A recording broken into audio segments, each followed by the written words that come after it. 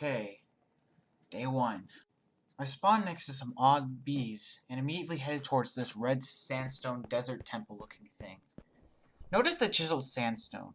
Looks like a wither on it. And that red terracotta sure looks like it's stained with the blood of those who entered. Despite these warnings, I tried to enter to get some sweet starter loot, but was driven away by a husk. Looking back, that husk was doing me a favor. That husk drove me eastward to what was an abandoned highway from a derelict city. But more importantly, there's trees up in that mountain. After some discount rock climbing, I chopped down these trees, while also looking over what appeared to be the remains of a tiny version of Reno, Nevada. I guess. No offense to anyone that lives in Reno, it was at this point that I realized I had installed the Total Darkness mod, which meant that I needed to find shelter and light sources, or else I'd be walking around in complete darkness. And no one's gonna like that. So I made my wooden tools, and made my way into tiny Reno. Along the way, I stumbled across a waystone, and let me tell you, these pillars of carved stone are a game changer. Sure, I only had one at the moment, but with 2 of these babies, teleportation was at your fingertips. That will be crucial later. So, walking towards tiny Reno, I noticed the sunset was not far off. I was not too worried though, as I was sure that there would be light in one of these buildings. Boy, was I wrong. When I entered one building, I noticed it was devoid of any torches, and mobs were spawning under the highway. Not good. I tried getting to a higher skyscraper, in hopes that there would be light sources here, but none were to be found. At this point, it was becoming sunset, and I was freaking out, not knowing what to do. In that moment of weakness, I almost got headshotted by a skeleton. The same panic must have made me punch that skeleton to death, while I could have just whacked it with my wooden sword. After all was said and done, it was already nighttime, and I realized it wasn't as dark as I thought it would be. There was a full moon tonight, and therefore the eternal shadow of this derelict world was still in hibernation. I had time. I was not able to relax for long, though, as a spider ambushed me from behind. I killed her with the sword this time, however. Good for me. Regardless, I was still kinda stuck. How was I supposed to get down and out of this abandoned place with all these mobs everywhere? I decided to brute force my way out of here. I had to. If I stayed until morning, then the mobs would still be around. There are a lot of places to hide from the sun here. So after I received the blessings from the Sandy Bee, I made my way down and out. Okay, maybe not this way. And what followed? Well, I don't know what to say, guys. I really don't know how exactly I made it out of here alive. Oh my god! Ultra Instinct! Oh god, that is so bad. This is so bad. Oh no. No, no, no. Good. Nope. No, you can't hit me. Oh, what the heck? I thought skeletons were more accurate than that.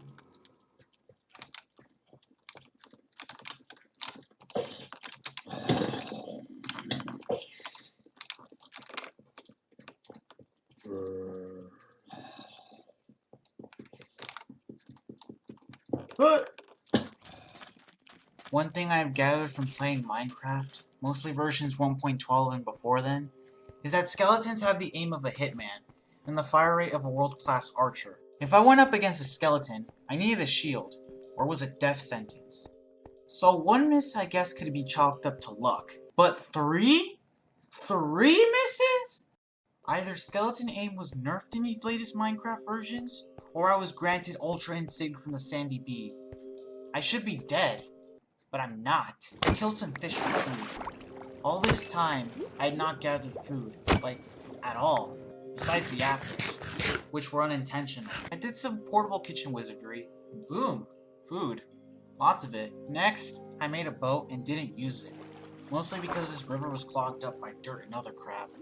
Someone's gonna have to call Post 10 to clear this up. Along the clog, however, I stumbled upon this small cave and gathered some stone. It was daytime at this point, so I figured I'd take advantage of the lull in this action to gather some iron and stone, as well as gather myself on the fact of what the heck just happened back there. Now that it was finally daytime, I could traverse the land once more and look around for suitable places to settle, as well as more resources. By the way, Just look at how dark this cave is. Yeah, some foreshadowing there, get it?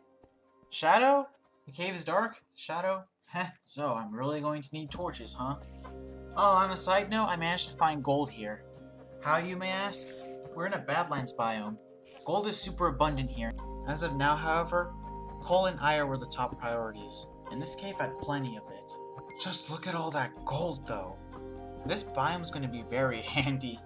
I can't just abandon it now. After a short amount of walking, I stumbled upon a nice coastal area with a nice view of tiny Reno. Just look at the location. It's waterfront property, nice view of the city, and this is where most of day 2's action went. It's not much, but it did increase my net worth in this abandoned world substantially. Clearly, all this house was missing now was a bed. The only problem was, I needed wool from a sheep. And we were in a desert. I tried rowing to some overgrown islands to see if I could find sheep. All I found was a destroyed nether. I was going to loot it, but it was turning nighttime, so I figured it was more prudent to head back to base. After spending the night of day 2 in the crab shack, I took day 3 as an exploration day. I needed to find sheep, urgently, but not before looting this ruined portal. Nice! Just what I need. It was some good loot for what day I was in so far. But one of these items would come in clutch very soon afterwards. And no, it's not the clock. But I still needed to find wool. I followed this long highway to this forested-looking island. I finally found sheep and was about to kill them when I realized they may not spawn back. What if I wanted to make a sheep farm? And these were the closest sheep on account that I live in the Badlands. There had to be a way to shear them. Enter the flint shears. You remember that flint from the portal loot still? Had I not gotten it, I would have had to kill the sheep, and that would have given me less wool than shearing. Mission accomplished. And with no time to spare, it was becoming nighttime. And I just dodged another arrow. Day 4 was a realization that I needed string. You see, there are 2 things I wanted to get. A fishing rod for an unlimited supply of food, and a sleeping bag for the times I'm exploring and need to skip nighttime. Because, you know, it's too dark. I soon realized that I could not get string immediately, so I decided to explore the nearby cave and gather more resources.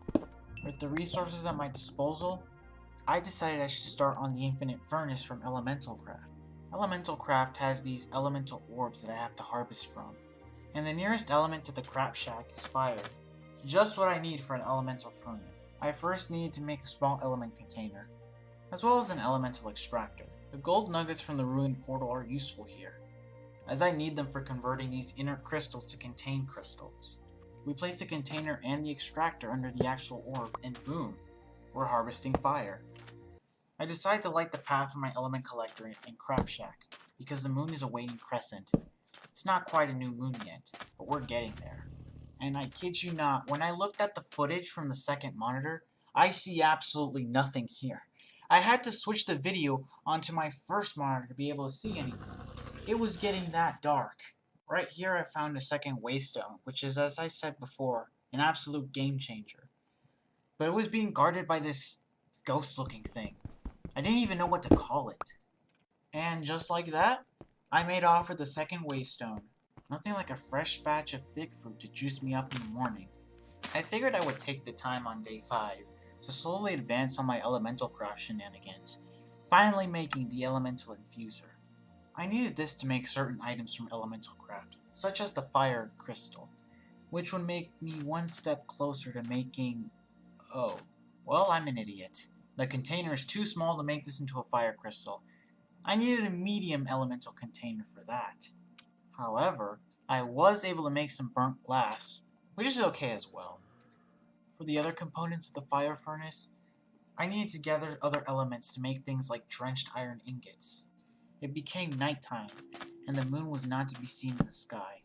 I mean, you can see it there, but it's supposed to be a new moon, although total darkness had consumed the land. At this point I got used to it. I had even broken some torches hoping spiders would spawn here. Yeah, I was that desperate for string. I was thinking about making a fisherman's strainer as a substitute for a fishing rod. But where in the world would I get bamboo from? Why do we even need bamboo now? Sugarcane was just as adequate in an earlier version of the. I needed to find some sort of crop that would yield string, like cotton or something. And where exactly was I gonna find that here? I needed to get my mind off of string, so I decided to make an iron pick and go down mining for resources. Yeah, most of day 6 went as so. Just down in the earth, gathering ample quantities of gold, gathering more inner crystals, and more gold. I then made a mining tunnel down until I stumbled upon this cavern of death. Nothing says death trap more than jumping down into an open space with no visibility where mobs can just attack you from all sides. I'm going to pass on that spawner for now. I just need to get to Y12. Yeah, let's just block whatever mosh pit of mobs on the other side of this cobblestone wall. Maybe I can make this into an XP farm of some kind. Oh!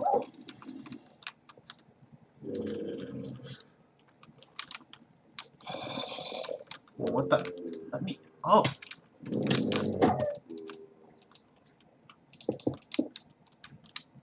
Jeez. Those dogs freaked me out more than they should have. So I finally made it to Y12, hoping to find anything interesting like diamonds. All I found was redstone. I was happy to find a bit of iron, but I kid you not. Gold seemed to be more common in this cave than iron. This mining trip was a bit disappointing. I went back topside on day 7. Now I need to get my head out of the fact that I found more gold than iron. I decided to go exploring to find anything really. Elemental orbs, cows, sheep, string crops, loot. I was getting bored and discouraged. Suddenly, I found a crop that could change the course of my stringless streak. Fluffy plant?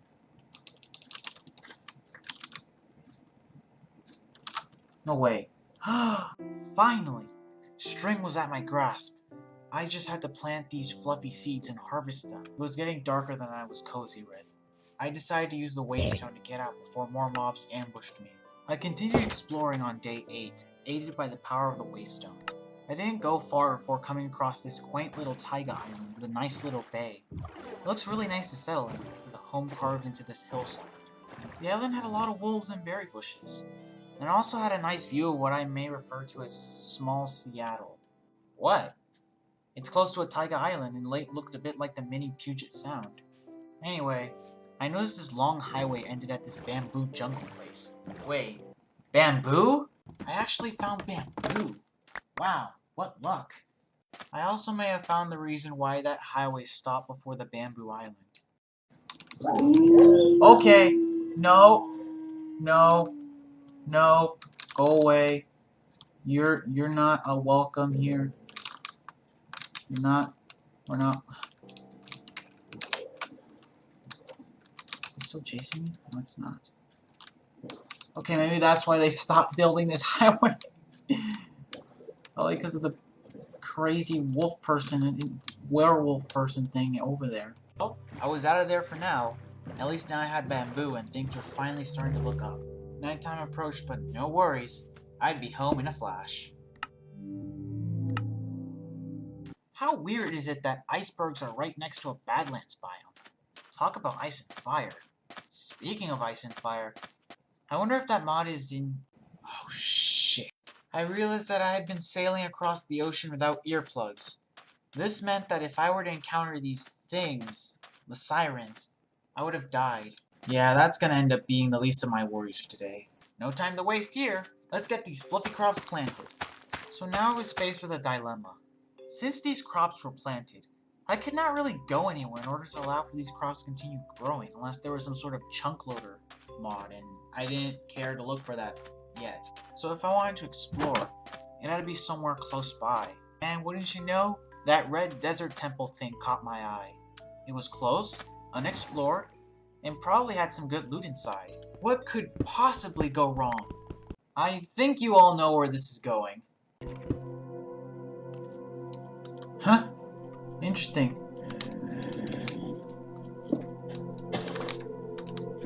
Is that it? No more TNT? Just one piece of TNT? Oh god!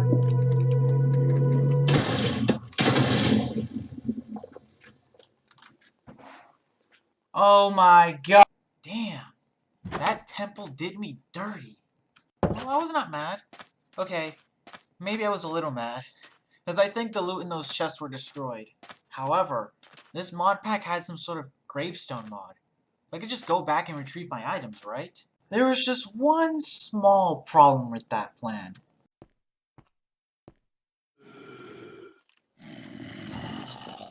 There's a dungeon underneath. Okay, maybe I'm a little bit mad now. No! Crap. Okay. I did not mean to do that. Oh, hold on.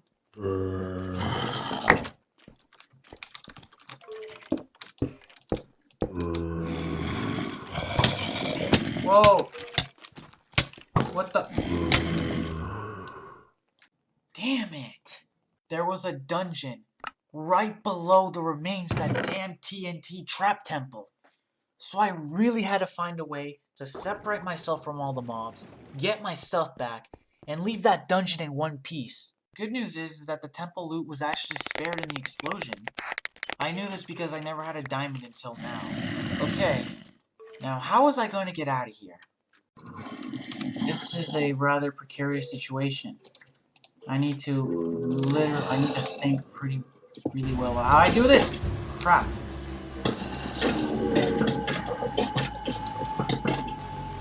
My god, I really hate skeletons. Almost as much as I despise creepers. When I respawned in my bed, it was nighttime.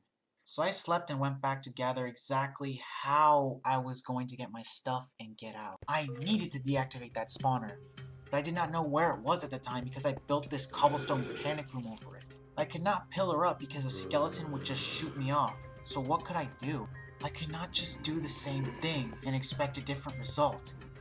That would be insanity. It then hit me. I knew exactly what to do. I swam back home, built a boat, and set off for the Taiga Island near Tiny Seattle.